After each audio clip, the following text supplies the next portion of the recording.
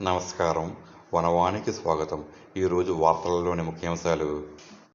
కోనసీమ జిల్లా రాయవరం మండలం వెదురుపాక సావారం గ్రామంలోని గణపతి ఫైర్ వర్క్స్ బాణాసంచా తయారీ కేంద్రంలో బుధవారం మధ్యాహ్నం భారీ అగ్ని ప్రమాదం సంభవించింది. ఈ దుర్ఘటనలో 6 వ్యక్తులు మరణించారు. వీరిలో 2 పురుషులు మరియు 4 మహిళలు ఉన్నారు. సుమారు 10 మందికి పైగా తీవ్రంగా గాయపడ్డారు. సమాచారం అందుకున్న వెంటనే అగ్నిమాపక సిబ్బంది ఘటనా స్థలానికి చేరుకుని మంటలను అదుపులోకి తీసుకురావడానికి తీవ్రంగా శ్రమించారు. క్షతగాత్రులను మెరుగైన చికిత్స నిమిత్తం స్థానిక ఆసుపత్రులకు తరలించారు. వీరిలో కొందరి పరిస్థితి విషమంగా ఉన్నట్లు తెలుస్తోంది. ఈ హృదయవిదారక సంఘటన గురించి తెలిసిన అనపర్తి ఎమ్మెల్యే నల్లమిల్లి రామకృష్ణారెడ్డి, మాజీ ఎమ్మెల్యే సత్తి సూర్యనారాయణరెడ్డితో పాటు పలువురు ప్రముఖులు ఘటనాస్థలాన్ని సందర్శించారు.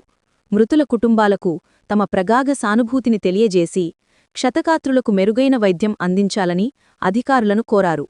ప్రమాదానికి గల కారణాలపై పోలీసులు కేసు నమోదు చేసి దర్యాప్తు ప్రారంభించారు. అగ్ని ప్రమాదం జరిగిన తీరు, భద్రతా ప్రమాణాలపై ఆరా తీస్తున్నారు. బాణాసంచా తయారీ కేంద్రంలో భద్రతా నిబంధనలు పాటించారా లేదా అనే కోణంలోనూ విచారణ జరుగుతోంది.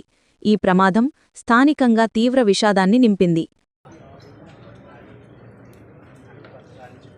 హాస్పిటల్ నుంచి రాజమండ్రి కొంతమంది షిఫ్ట్ చేశారు. నేను చెప్తాను.